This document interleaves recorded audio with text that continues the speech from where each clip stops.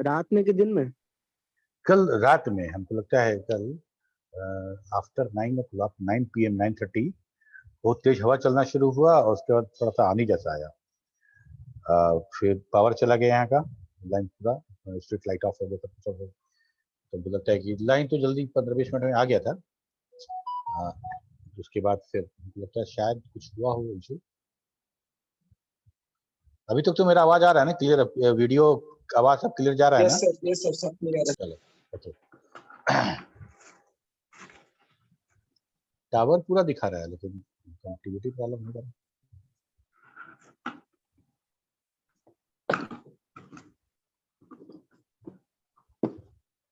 Okay, तो पिछली class में हम लोगों ने पढ़ा था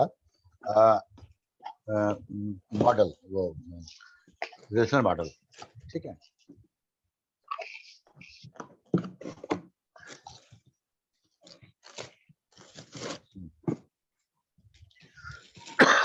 तो हम लोग अब उसी में अब आगे बढ़ेंगे रिलेशनल मॉडल में।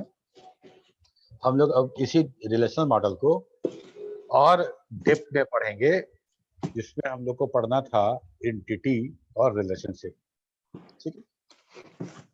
एग्जामिनेशन पॉइंट ऑफ व्यू से या फिर डेटाबेस प्रोफेशनल्स अगर बनोगे, काम करना हो, दोनों केस में, इंटरव्यू केस में हमारा एंटिटी रिलेशनशिप और ईयर डायग्राम, ईयर मॉडल बोलो या डायग्राम बोलो, मोस्ट इंपॉर्टेंट टॉपिक, ठीक है। एग्जामिनेशन में पूछा जाएगा, वाइवा होगा उसमें पूछा जाएगा, अगर कैंपस होता है, इंटरव्यू होता है। हम लोग थोड़ा सा इंट्रो पढ़े हैं सर सॉफ्टवेयर इंजीनियरिंग। हाँ हाँ, ठीक है। तो उसी चीज को हम लोग को पढ़ना है। तो हम लोग का टॉपिक यही है, हम लोग अभी एंटिटी रिलेशनशिप पढ़ेंगे, ठीक है। हर चीज उसके बारे में बारीकी बारीकी से अध्ययन करेंगे उसका। और किसी ऑर्गेनाइजेशन में जब हम जाएंगे तो हमको जो वहाँ का जो डेटाबेस क्रिएट करना पड़ेगा, वो कैसे करेंगे, क्या क्या पार्टिकुलर्स है, हर तरीका है। अगर हम उस तरीकों को फॉलो ना करें, ऐसे ही कुछ काम कर दें, तो क्या होगा कि थोड़ी देर के बाद हमको बैक होना पड़ेगा, कहीं ना कहीं काम मेरा अटकेगा, हमको वापस आना पड़ेगा, ट्रायल एंड एरर वाला काम करना पड़ेगा, ठीक है। जैसे स्पाइरल मॉडल पढ़ते थे, तो उससे अच्छा है कि एक तरीका दिया गया है, एक प्रोटोकॉल दिया गया है, जिसको अगर हम यूज करें तो हमको एक तरीके से काम करेंगे हम, और हमको वापस नहीं आना पड़ेगा, कहीं जाके अटकेंगे नहीं, हम काम करेंगे। यही कारण है कि जब बड़ा बड़ा जब प्रोग्राम बनता है, सॉफ्टवेयर बनता है, तो उसका पूरा एल्गोरिथम, डेटा फ्लो डायग्राम सारा का सारा बनाया जाता है पहले ही, ताकि हमको पता रहे मेरा प्रोग्राम का फ्लो कैसे हो रहा है। तो पता चला कि कुछ मॉडल बना लिए, फिर कुछ मॉडल में प्रॉब्लम आ रहा है, तो इसके चलते इस मॉडल को चेंज कर रहे हैं, इस मॉडल को चेंज किए तो इसका जो पैरेंट मॉडल उसको चेंज कर रहे हैं, तो हम उलझ के रह जाते हैं, टाइम ज्यादा लग जाता है मेरा। सब लोग म्यूट कर दो। शकीब हसन म्यूट कर दो, आवाज आ रहा है तुम्हारी तरफ से।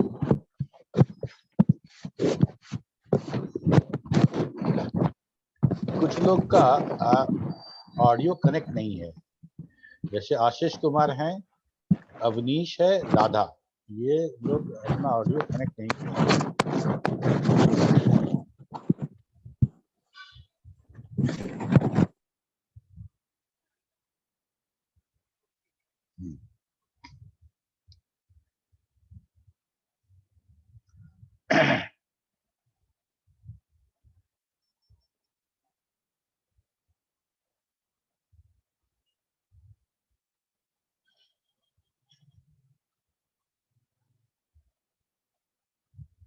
Entity relationship diagram, entity relationship model को हम लोग जो दिखाते हैं वो उस डायग्राम से दिखाते हैं, इस डायग्राम से, ठीक है। हम लोग देखेंगे इसके बारे में।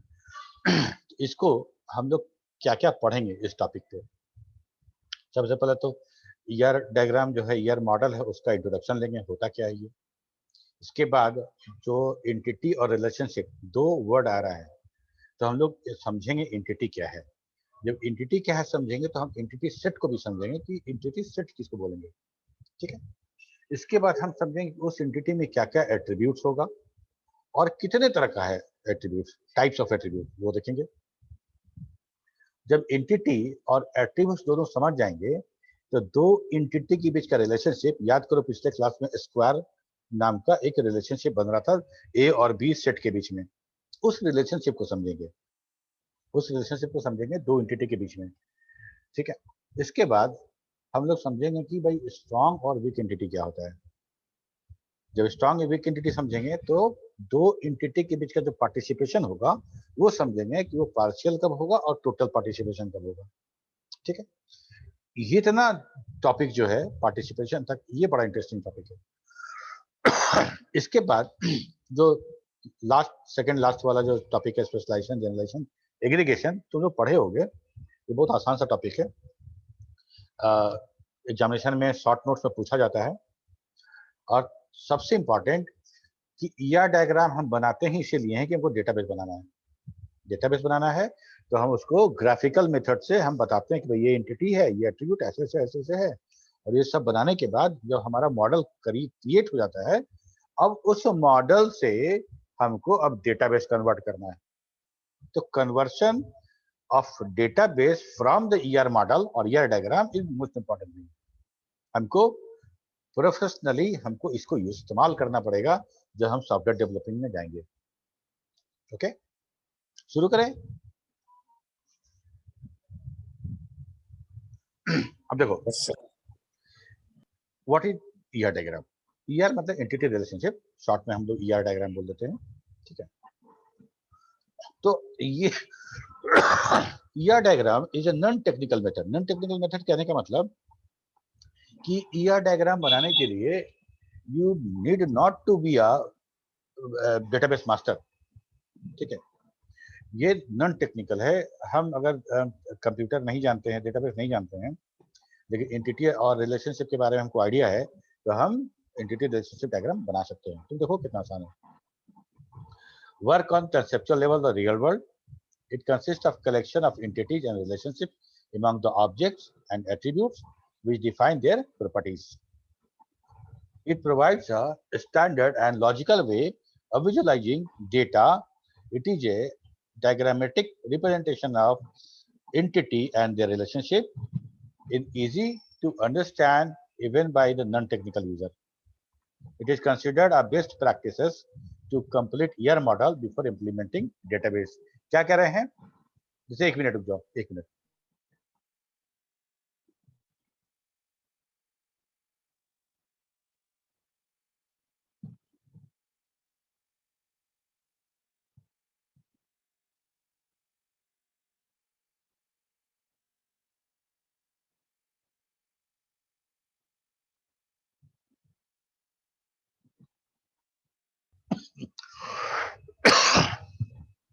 हाँ, तो क्या कहते हैं? It is considered best practices to complete ER model before implementing.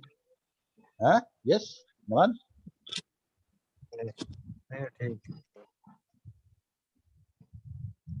ठीक है। अगर हमको डेटाबेस बनाना है तो बेस्ट प्रैक्टिसेस के अंतर्गत बोला जाता है कि सबसे पहले आप ईआर डायग्राम कंप्लीट करें, उसके बाद उसको कन्वर्ट कर लें। और ये डॉक्टर पीटर चेन का दिया गया था, उन्होंने दिया था 1976 में। ठीक है, कंपोनेंट क्या क्या है ईआर डायग्राम का? मतलब ईआर डायग्राम बनाने के लिए हमको क्या क्या जानना पड़ेगा? तो हमको एंटिटी के बारे में समझना है, एट्रीब्यूट्स के बारे में समझना है, और दो एंटिटी के बीच के रिलेशनशिप के बारे में समझना है। इतना चीज हम जानेंगे तो हम एंटिटी रिलेशनशिप डायग्राम बना पाएंगे। ठीक है, व्हाट इज एंटिटी? तो बताओ।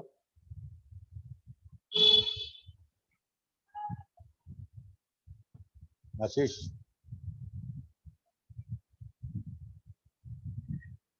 सर एंटिटी मतलब कोई, हाँ, yes yes, come on. Sir entity मतलब कोई स्टूडेंट हुआ, उसका एट्रीब्यूट्स हो गया, आईडी, नेम, यही सब ना एट्रीब्यूट्स सही, हुआ। बिल्कुल सही। एंटिटी कहने का मतलब ये हुआ कि वो कौन सा ऑब्जेक्ट है या ऐसा कौन सा जो होगा जिसके नाम पे हम टेबल बनाएंगे, जिसके नाम पे डेटाबेस बनेगा। मान लो हम किसी होटल में जा रहे हैं, होटल में गए और हमको बोला कि भाई हम डेटाबेस क्रिएट करिए हमारे होटल के लिए। तो हम क्या क्या डेटाबेस बनाएंगे? एक तो कस्टमर का बना देंगे, है ना, जो वहां पे ठहरने आ रहा है। एक हो जाएगा वहां जो स्टाफ काम कर रहे हैं उनका बना देंगे। रेस्टोरेंट होगा तो रेस्टोरेंट में क्या खाना पीना चाय नाश्ता है उसका डेटाबेस बनेगा। ठीक है, तो जिस जिस आइटम को हमको लगेगा कि उसके बारे में इंफॉर्मेशन गैदर करना है, उसको उसके नाम से टेबल बनेगा, वही हमारा एंटिटी होगा। ठीक, सोच के देखो एक बार, ऐसे समझने के लिए बात करते हैं कि मान लो एक बिग बाजार जैसा कोई दुकान है। ठीक है, हमको बुलाया या तुमको बुलाया कि भाई हमारे पूरे ऑर्गेनाइजेशन के लिए एक डेटाबेस बनाइए, तो क्या क्या नाम से टेबल बनेगा, सोच के बताओ। या सर किस ऑर्गेनाइजेशन के लिए? वो डिपार्टमेंटल स्टोर है ना, बिग बिग बाजार वैसा कुछ दुकान होगा। कोई राशन हाँ का तो दुकान सर ले लो ना, मोहल्ले का कोई राशन का दुकान है, बोला कि डेटाबेस बनाना है, तो क्या क्या टेबल बनेगा, हम सर बताओ। कस्टमर का अलग बनेगा, सर उसके जो एम्प्लॉय है उसका एक अलग बनेगा, और सर उसमें कितने कितने प्रोडक्ट्स है उसका अलग बनेगा। एग्जैक्टली, बहुत बढ़िया, शाबाश। तो सर एडमिन अब का भी बनेगा सर एक। हाँ, तो जिसका जिसका हमको डेटा रखना है, मान लो कि वो उधार सामान बेचता है, ठीक है, तो बोलेगा हम तो उधार बेचते हैं, तो उसका भी एक डेटाबेस बनाना पड़ेगा, किसका किसका कितना कितना लायबिलिटी है उसकी दुकान पे। अगर वो बैंक में जमा करता है और कितना पैसा हैंड में है अकाउंट्स वाला, तो अगर वो चाहेगा, हमारा पार्टी चाहेगा, कस्टमर चाहेगा हमारा, तो हम उसका अकाउंट्स भी बनाएंगे। ये सारा का सारा एंटिटी हो जाएगा। ठीक है, एंटिटी को कैसे रिकॉग्नाइज करते हैं हम लोग कि जिस जिस मद का या जिस जिस टॉपिक का आपको इंफॉर्मेशन स्टोर करना है वो हमारा एंटिटी हो जाएगा। और अच्छा, ये हो गया। एट्रीब्यूट्स क्या होगा, उस एंटिटी का क्या क्या प्रॉपर्टी स्टोर करना है। जैसे मान लो अगर कॉलेज की बात करें तो कॉलेज में एक स्टूडेंट नाम का होगा, एक टीचर नाम का होगा, लाइब्रेरी नाम से होगा, फिर फी का एक टेबल होगा, सब कुछ होगा। हर टेबल में किस किस नाम का कॉलम बनेगा, या बोलो कि उस एंटिटी का कौन कौन सा गुण, कौन कौन सा प्रॉपर्टी हम स्टोर करना चाहते हैं। तो स्टूडेंट का क्या क्या स्टोर करना चाहेंगे, तो आईडी होगा, रोल नंबर होगा, नेम होगा, फादर्स नेम होगा, फोन नंबर होगा, एड्रेस होगा, एक्सेट्रा एक्सेट्रा, इसको बोलेंगे एट्रीब्यूट्स।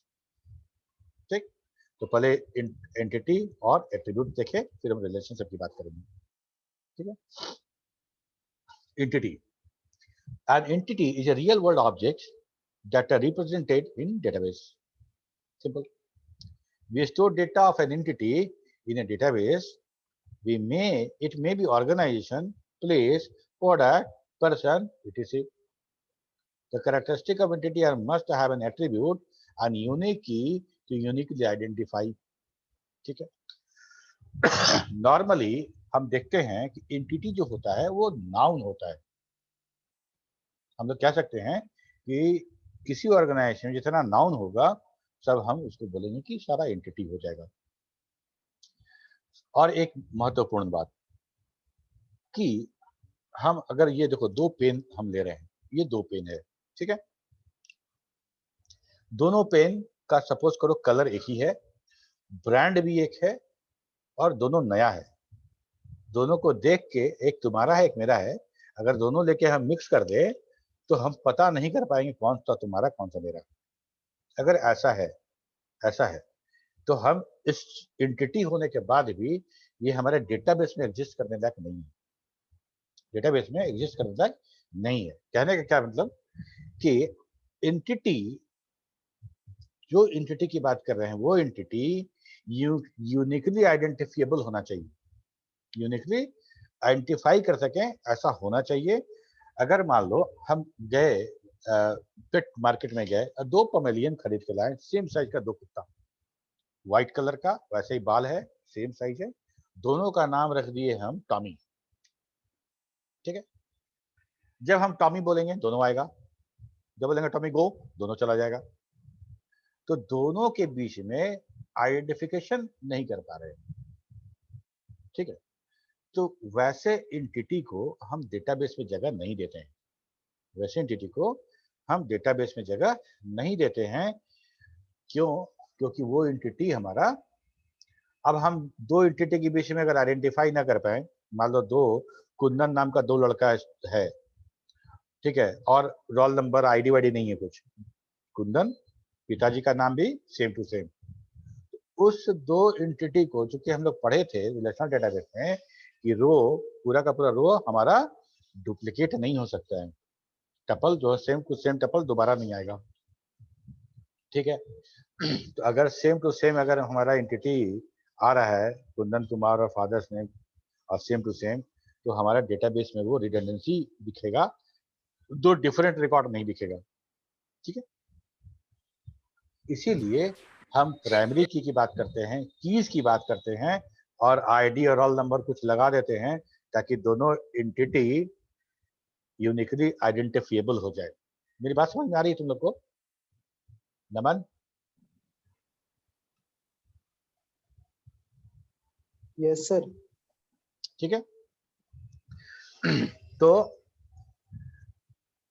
ऐसा कोई एंटिटी है जो हम यूनिकली आइडेंटिफाई नहीं कर पा रहे हैं, तो हम लोग एक्सप्लिसिटली कुछ ऐसा कॉलम जोड़ देते हैं ताकि हम उसको आइडेंटिफाई कर पाए, जिसमें रोल नंबर हो गया, आधार नंबर हो गया, वोटर आईडी कार्ड नंबर हो गया, तुम्हारा ईमेल आईडी हो गया, ये सारा का सारा यूनिकली आइडेंटिफाई करने के लिए बनाया गया है, अलग से जोड़ देते हैं। नहीं जोड़ेंगे तो क्या होगा, एक क्लास में एक नाम का दो स्टूडेंट हो सकता है, तो हमको दिक्कत होगा, ठीक।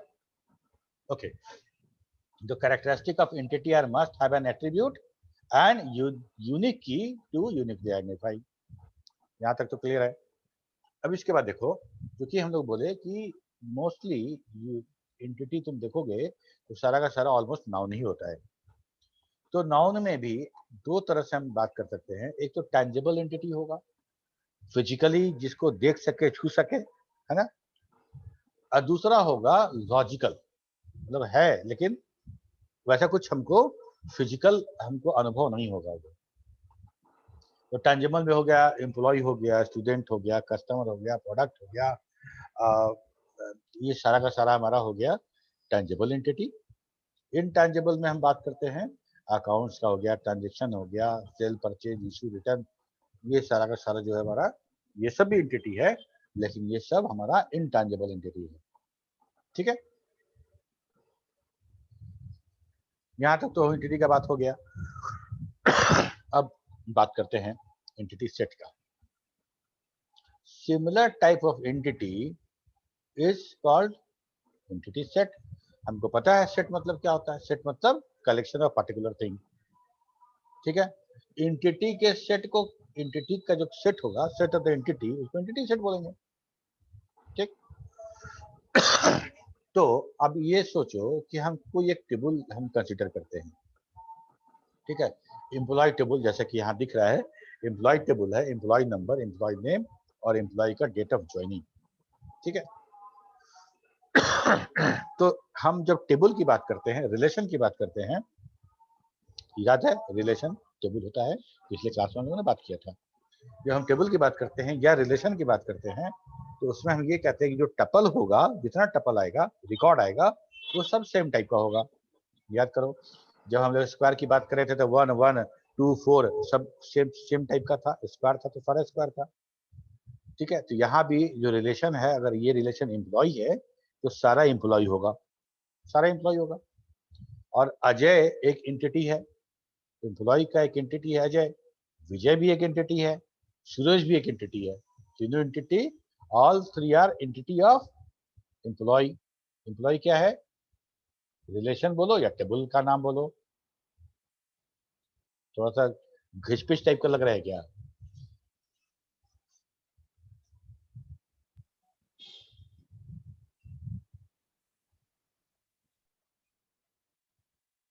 तुम लोग हो भी कि बस ऑनलाइन लगा के चले गए हो? तुम लोग तो वीडियो ऑन करो भाई। यहीं पे सर समझने हाँ ठीक है, शुरू में हो प्रॉब्लम हो सकता है तो घबराना मत, हम सब समझाएंगे। कह रहे हैं पिछले क्लास में हम लोग बात किए कि रिलेशन और टेबल एक होता है रिलेशनल डेटाबेस में, बोले थे। तो हम ये कह रहे हैं कि अगर ये रिलेशन है तो रिलेशन का नाम है एम्प्लॉय, या बोलो टेबल का नाम एम्प्लॉय, ठीक है। तो इस रिलेशन एम्प्लॉय में जो एंटिटी है, 3 रिकॉर्ड है ना, 3 टपल है, तीनों सेम टाइप का होगा। तो अजय भी एंटिटी, विजय भी एंटिटी, सुरेश भी एंटिटी, यस और नो? Yes sir. ठीक है, यस सर। बहुत बढ़िया। अगर तीनों को कंबाइन कर दो, तीनों को कंबाइन कर देते हैं, तो हम कह सकते हैं कि ये एंटिटी सेट है। Yes sir. Same Yes, type sir. का एंटिटी का सेट, एंटिटी सेट। ठीक है, तो अब लो एक और, तुम लोग को लिए एक और हेडेक हो गया। पहला तो रिलेशन और टेबल एक था, अब उसका नाम एंटिटी सेट भी पड़ गया। टेबल बोलो, रिलेशन बोलो, एंटिटी सेट बोलो, सब एक ही है ना? Yes sir. ठीक, ओके। एंटिटी सेट और एंटिटी, इतना जबरदस्त कंफ्यूजन है लोगों में कि हम फाइनल ईयर के स्टूडेंट का भी अगर हम वाइवा लेते हैं, पूछते हैं कि what is the difference between entity and entity set, तो वो कंफ्यूज दिखते हैं, तो नहीं समझ में आता है। बहुत सिंपल है। एक किसी भी रिलेशन को उठाओ, किसी भी रिलेशन को उठाओ, उसमें जो एक टपल होगा वो एक एंटिटी है, एक टपल होगा वो एक एंटिटी है। अगर उस टेबल में या उस रिलेशन में 1000 रिकॉर्ड है, तो मतलब 1000 एंटिटी है। हर आदमी अपने आप में एक एंटिटी है। पुष्कर राज इज एंटिटी, ठीक है, Ashish Kumar, Prince, Kundan, all are entity.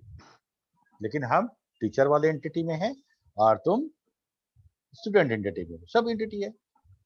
अगर हम इस टेबल की बात करें, इसमें सारा एंटिटी को अगर कलेक्ट कर दे, मतलब पूरा टेबल को उठा ले, तो हम बोलेंगे कि ये पूरा का पूरा एंटिटी सेट है। तो नाम क्या है भाई एंटिटी सेट का? तो वही नाम जो रिलेशन का नाम है, जो टेबल का नाम है।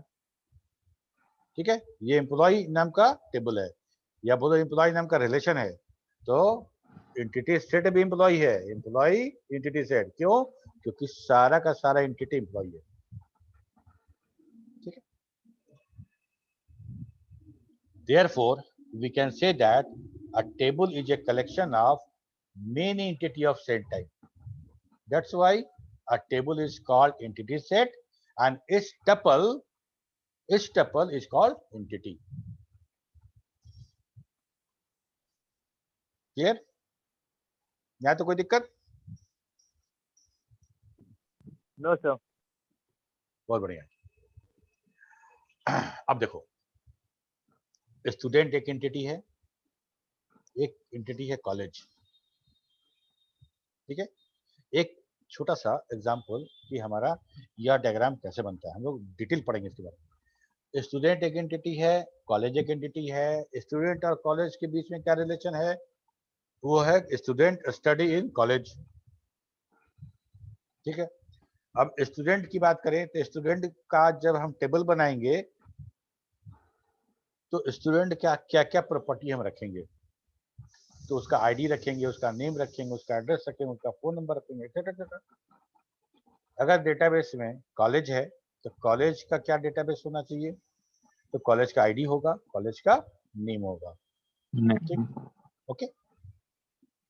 तो ये हमारा एंटिटी, अब बीच में रिलेशन, और ऊपर में जो अंडा जैसा जो बनाए हैं वो हमारा एट्रीब्यूट। अब आओ एट्रीब्यूट के बारे में। तो जितना एंटिटी है सबके पास कुछ ना कुछ एट्रीब्यूट होगा।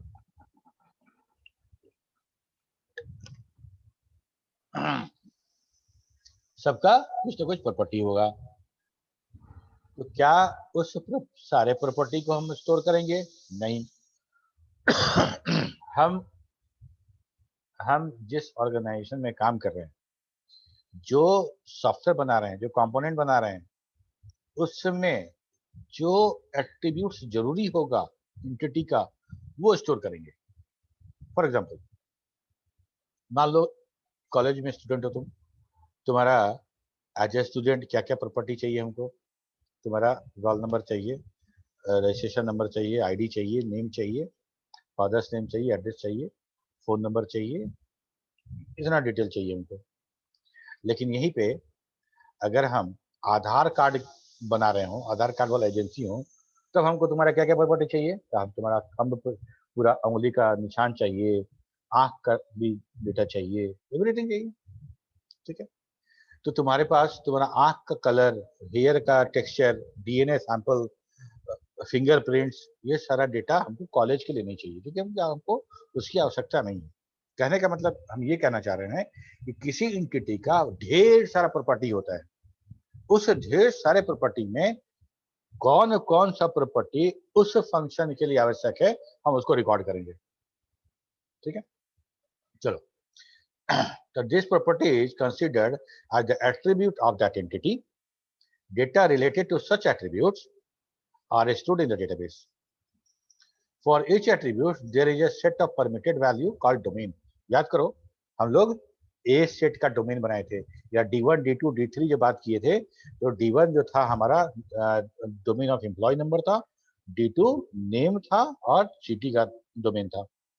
तो हर एट्रीब्यूट का जो पॉसिबल वैल्यू होगा उसको उसका डोमेन कहेंगे, उससे डोमेन के बाहर का वैल्यू उस एट्रीब्यूट का नहीं होगा, ठीक। तो each attribute there is a set of permitted value that is called domain. For example, for student identity, attributes may be ID, name, codes, date of birth, address, etc. Clear है?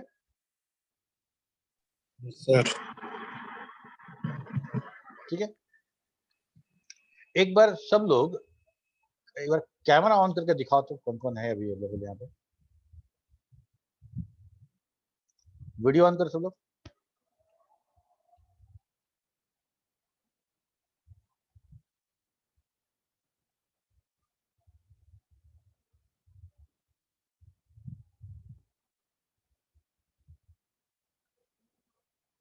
और जिसका इसका video on नहीं होगा अगले 10 second में उसको हम रिमूव करेंगे, समझ लेना। ये मानते हुए कि ऑनलाइन दिखा दिए हो और कुछ और कर रहे हो।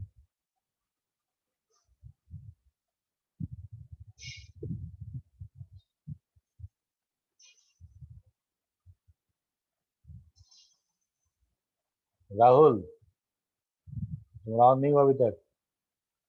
रश्मि, शिखा रॉय, आशीष, शुभम।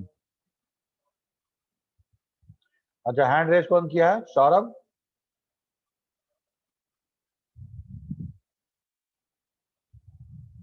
Role number 3 Saurabh. ये तुम ऐसा क्यों लगाए हो? डीपी डीपी तुमको अपना अपना फेस लगाना है ना। B1 role number 3 Saurabh respond करो। शिखा रॉय B2 का roll number 13, B2 56, B1 01 roll number. Varsha Kumari on करिए। मान्यता, मान्यता का लगता ऑन है। हाँ मान्यता ऑन है तुम्हारा, आ नहीं रहा है वीडियो लेकिन ऑन है।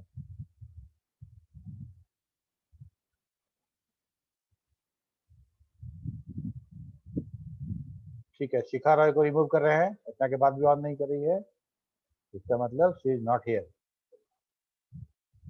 और roll number 13 B2 is also not here.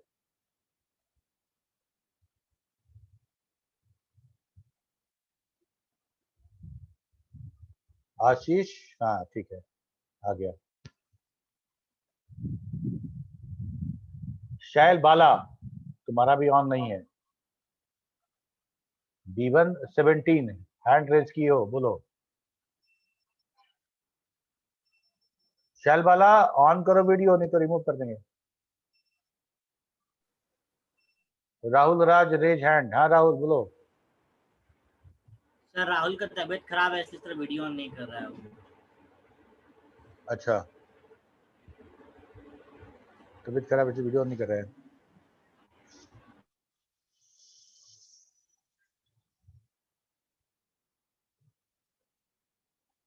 चलो ठीक है, ओके। सर अब ऑफ कर लेना है। नहीं नहीं ऑन रखो ना, क्या दिक्कत है? हम अब थ्रू आउट हम इतना क्लास ले रहे हैं सब ऑन करके, तुम लोग को क्या दिक्कत है बताओ? सर IPL ना है सर, मैच नहीं देख पाते हैं फिर। गजब बात करते हो यार, कितना पैसा लगता है? एक्स्ट्रा रिचार्ज करा लो, 10 रुपया 20 रुपये में कितना कितना मिल जाता है। अब तुम लोग को डेटा का सोचना वीडियो है। बहुत चलता है सर, हाँ?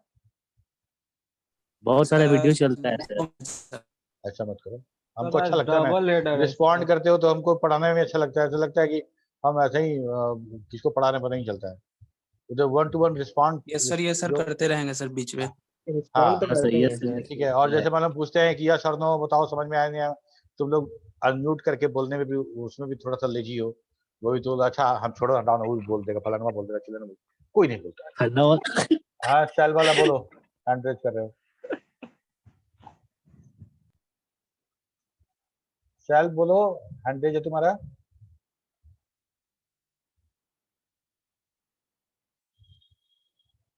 ओके शुरू करते हैं हम लोग, एट्रीब्यूट्स तक थे हम लोग, है ना।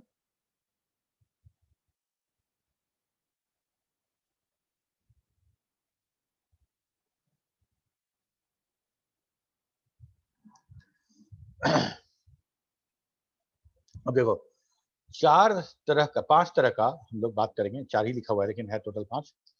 एक्चुअली की एट्रीब्यूट्स जो है वो टाइप ऑफ रिजॉइन एट्रीब्यूट्स नहीं करना है। है ना सर, रिजॉइन करना है ना। हाँ बिल्कुल कर लो, ठीक है। तो की एट्रीब्यूट्स हम बात करेंगे इसके बारे में, उसके अलावा सर जो रिजॉइन टाइप, करना है, यस सर रिजॉइन करना है या नहीं? हाँ बिल्कुल करना है, हमेशा करना है। जैसे मान लो कि ओके सर। कभी कोई टॉपिक है जो 40 मिनट में खत्म हो जाएगा, तो हम बोलेंगे कि चलो खत्म हो गया, अब आज रिजॉइन नहीं करना है ना, नहीं तो हम लोग को रिजॉइन करना ही है, 1 घंटे का क्लास हम लोग को करना है, ठीक है। तो सब क्लास में तुम रिजॉइन कर रहे होगे ना। नहीं सर बट सर, सब में नहीं करते। सर बट कुछ आज लोग 10 मिनट्स ही है आपकी क्लास का। है सर अभी का जो क्लास है नहीं 12:30 बजे तक का ही है। 12:30 तक ही है। अच्छा 12:30 के बाद किसी और क्लास है क्या। नहीं सर ये लास्ट क्लास हम लोग का 12:30 तक का ठीक है सर। रूटीन तब में। क्या दिक्कत है, तो बल्ले बल्ले जितेंद्र उतना बड़ा सर, मेरे बाद नहीं सुबह से खाए हैं कोई सर, रात्रि के क्या क्लास सर, मेरे अभी तक खाना नहीं खाना खाया? उना नहीं खाए सर। अच्छा ठीक है, जैसा सर बोलोगे भूखे कोई हैं दिक्कत सर नहीं। अभी तक। ओके श्योर, छोड़ देंगे हम 12:30 में छोड़ देंगे, 5 मिनट अभी है थैंक है ना। ओके तो 4 तरह का एट्रीब्यूट हम पढ़ेंगे, simple attribute, composite attribute, multi valued attribute और डिराइव्ड एट्रीब्यूट, ठीक। और बाद में हम जब सब एट्रीब्यूट पढ़ लेंगे तब की एट्रीब्यूट के बारे में बात करेंगे। की एट्रीब्यूट वही एट्रीब्यूट है जो सबका यूनिक होता है और यूनिकली आइडेंटिफाई करने के लिए यूज किया जाता है, ठीक है। सिंपल एट्रीब्यूट किसको बोलेंगे, अटेंडेंस ले लेना, ठीक है। कल से हम अपना रजिस्टर बनाएंगे यहाँ पे, फिर हम लेंगे यहाँ पे, आज तुम लोग ले लो। सिंपल एट्रीब्यूट्स है, जो सिंपल एट्रीब्यूट है those attribute which can not be divided further. याद करो कभी कभी पे हम लोग को जब हम एड्रेस भर रहे होते हैं तो एड्रेस 2 तरीके से भरते हैं। तो पहला लिखा था नेम, तो आप पूरा नाम भर दिए, या फिर लिखा रहेगा first name and second name, तो फर्स्ट नेम भरना पड़ेगा, सेकंड नेम भरना पड़ेगा। कहीं कहीं तो सरनेम का अलग से भी रहता है, टाइटल या surname, first name, second name. Address में आओ तो एड्रेस कहीं कहीं होता है कि एड्रेस का एक कॉलम देके बड़ा सा टेक्स्ट बॉक्स दे दिया कि एड्रेस भरिए, या फिर house number, pin code, state, बहुत सारा रहता है, ठीक है। तो सिंपल एट्रीब्यूट उस एट्रीब्यूट को हम कह रहे हैं जो अब फर्दर डिवाइड नहीं होने वाला है, ठीक है। मान लो हम अपने डेटाबेस में हम नेम नाम का एक बॉक्स दे रहे हैं, फर्स्ट नेम सेकंड नेम नहीं दे रहे हैं, तो मतलब कि अब हम नेम को बाय डिफॉल्ट नेम ही रखना चाहते हैं, तो हम बोलेंगे सिंपल एट्रीब्यूट है।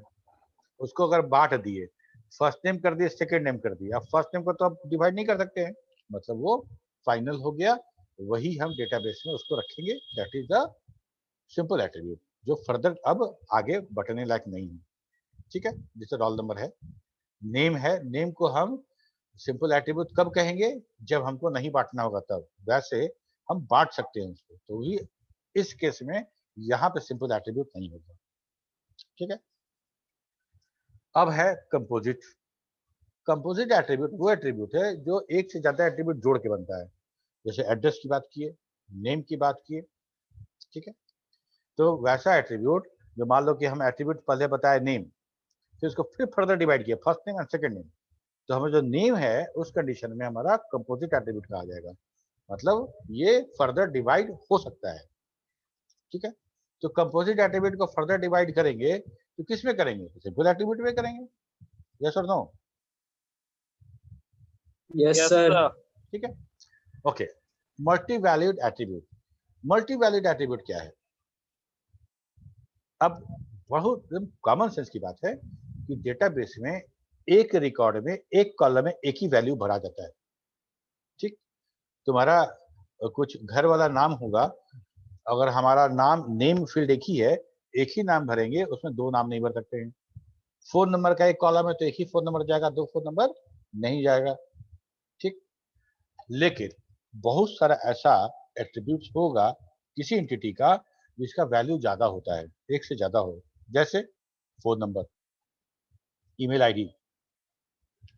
अगर हमारे ऑफिस में पार्किंग व्यवस्था है और नंबर स्कैन करके पार्किंग हो जाता है, तो अगर मेरे पास एक से ज्यादा व्हीकल है, ठीक है, तो हमारा गाड़ी का नंबर भी डेटाबेस में अगर एक है तो एक नहीं रखना पड़ेगा, मल्टी वैल्यूड होगा।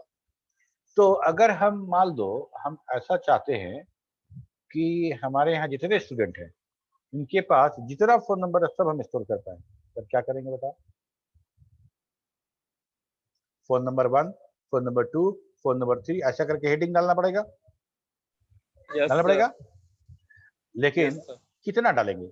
मतलब हम 4 डाले, किसी का 5 होगा तो 5 डाले, किसी का 6 होगा तो हमारा 6 डाल दिए। करने का ऑप्शन दे देंगे सर। कहाँ ऑप्शन दोगे?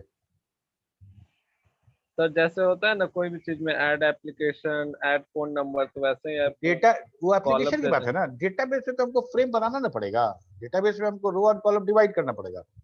ठीक है, अब मान लो हम सर 5 ऐसा फोन करेंगे कि मान लो हम सर। 5 फोन नंबर दे दिए, किसी के पास एक ही फोन नंबर है तो बाकी 4 तो लग जाएगा। ठीक है, तो हमको जब मल्टी वैल्यूड एट्रीब्यूट्स होगा तो उसको कैसे डील करेंगे हम समझेंगे। सर जल्दी बताइए, ज्वाइन करना है ना? सर ज्वाइन करिए नहीं। नहीं करना है, नहीं हाँ। करना। हम तो बोलेंगे कि कर लो, अगर तुम लोग